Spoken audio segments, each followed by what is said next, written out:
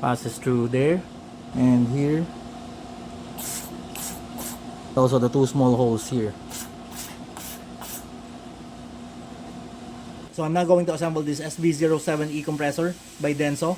It's a rotary vane type compressor. It's very small. As you'll see, it's a very compact aircon compressor. I'm now going to assemble it. This is the first stage of the assembly, assembling the main compression assembly, the one responsible for creating the compression.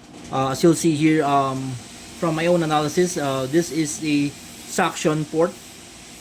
This one here and this one here, suction port, and the compression port will be on this 3 holes here and also these 3 holes here. So suction, including the one on this side and this side here, then compression on the 3 holes here and on the 3 holes here. So output. So ayan yung higop. Dito yung compression palabas, tsaka dito, no? Mo? Kaya siya may valving dito para pag na-compression na pressure na niya, automatic sumasara. Parang ganito rin yung valve sa mga motor na 2-stroke. So let's start. This is the 2-2 mark is the top side, and this triangle side goes down. So this is the front also. Illustrates also that this is the front. And the one with no marks is the rear. And this is the rear housing. The one with this shape goes down. So it means that if this A mark goes down and this one goes down, then position it like this. But first, we're going to add oil. And now to mount this again, double check. This is the front. This is the front. The 2-2 mark also indicating top. The triangle goes down. This shape here goes down. So it's like this. So 4 bolts.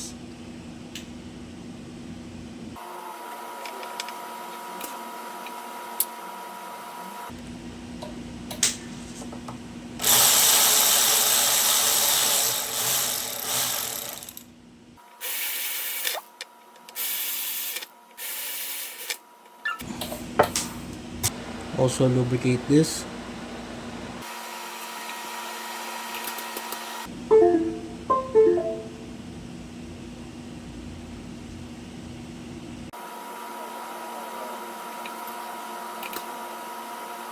Then insert this shaft.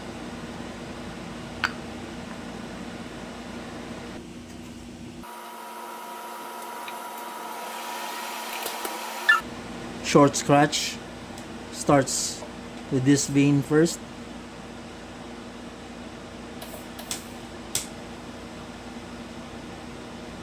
One, and the race section goes to this side here. 2. Nakita mo to? Mas mataas kaysa sa kabila. Tinandaan ko yan. Yan ang posisyon niya. Third one, then fourth one, then fifth one, the last one here. There you go. Double check, raised part on the right, raised part on the right. So that's the problem with this part here. There's no guide pin to center this one to this one. Also this one here, as you'll see, it's a double-sided. This is a double-sided compressor. It creates suction and pressure on this side and also here. That's why there are 2 flap vane here, the flap door for the compression to shut. Let's add oil here, add oil here also. Now to install this is the bottom. There's an A mark, there's a 2-2 mark here indicating top. So for this one here, the A mark goes up. Double check. As you will see, this is the suction hole, suction port. It should align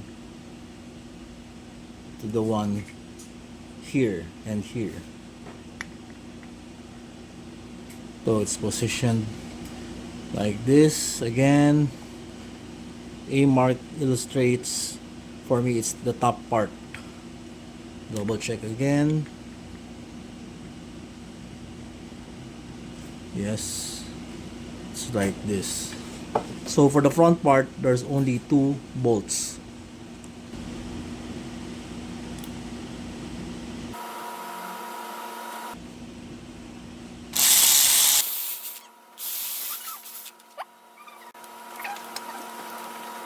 I'm going to tighten that later.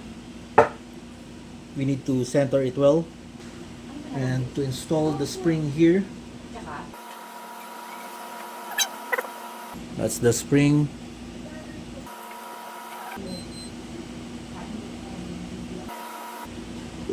And the ball, steel ball. This is the output side. As you'll see, the output here, there's a hole here so that the pressure will go out here. Also on the other side, will go through this hole here and goes here.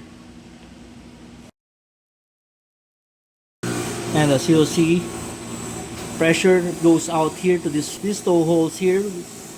The compression output will go up here to this groove and will go here to this hole here and go out here.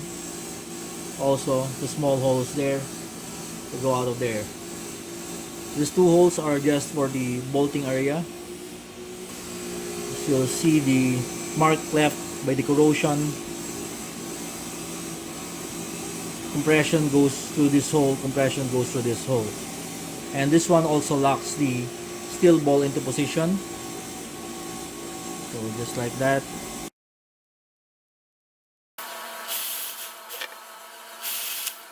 Try to center the shaft together with 3 parts here by just trying to rotate this until it gets smooth. Then I ask someone to just tighten this for me, top and bottom, and now to just fully tighten it. And as you'll see, now rotating smoothly.